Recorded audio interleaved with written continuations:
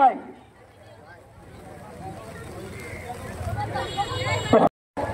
এই স্বাধীন বাংলাদেশে শান্তিতে বাঁচতে চাই। জেগেছে রে জেগেছে সনাতনী, জেগেছে জেগেছে রে জেগেছে সনাতনী, জেগেছে। আমার মাটি আমার মা, আমার মাটি আমার মা, বাংলাদেশ ছাড়বো না।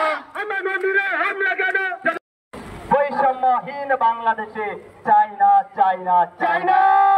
স্বাধীন বাংলাদেশে আর শুধু সজ্জন সমাবেশ, আমরা যে যেখানে আছি, এখনো দূর দূরান্তে আছি, আমরা অতি সত্বর আমাদের কেন্দ্রীয় শহীদ মিনার প্রাঙ্গণে এসে আমরা যাতে আমাদের শান্তি সমাবেশকে সফল সুন্দর সার্থক করি, এই আহ্বান রাখছি সকলের নিকট। সবাইকে সামনে আসার অনুরোধ জানাচ্ছি।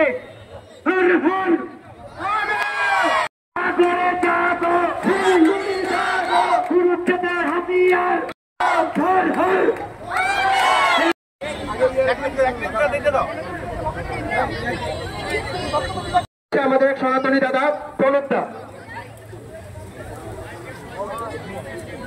আমাদের সুদীপ্ততে কাবাচি কুমিল্লায় সৌরভ চক্রবর্তী কিন্তু শহীদ হয়েছিলেন, এমনকি আরো অসংখ্য শহীদ হয়েছেন, কিন্তু মিডিয়ারা কিন্তু সেটা ঠিক করে কাভার করেন না।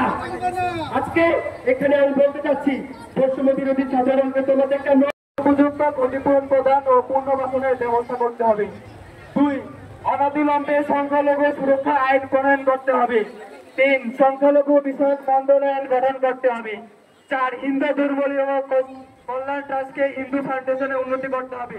পাশাপাশি বৌদ্ধ খ্রিস্টান ধর্মীয় কল্যাণ ট্রাস্টকেও ফাউন্ডেশন উন্নত করতে হবে।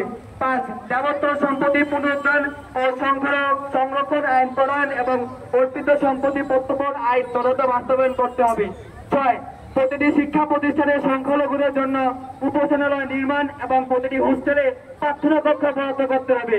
7, সংস্কৃত ও পালি শিক্ষা বোর্ড আধুনিকায়ন করতে হবে। 8, শারদীয় দুর্গাপূজায় 5 দিন ছুটি দিতে হবে। আমাদের এই দাবিগুলো যতক্ষণ না মানা হবে, আমরা এই আন্দোলনে মাঠ ছাড়বো না, ছাড়বো না, ছাড়বো না। জেগেছে রে জেগেছে সনাতনী, জেগেছে কুরুক্ষেত্রে হাতিয়ার গর্জে ওঠে আরেকবার, কুরুক্ষেত্রে হাতিয়ার গর্জে ওঠে।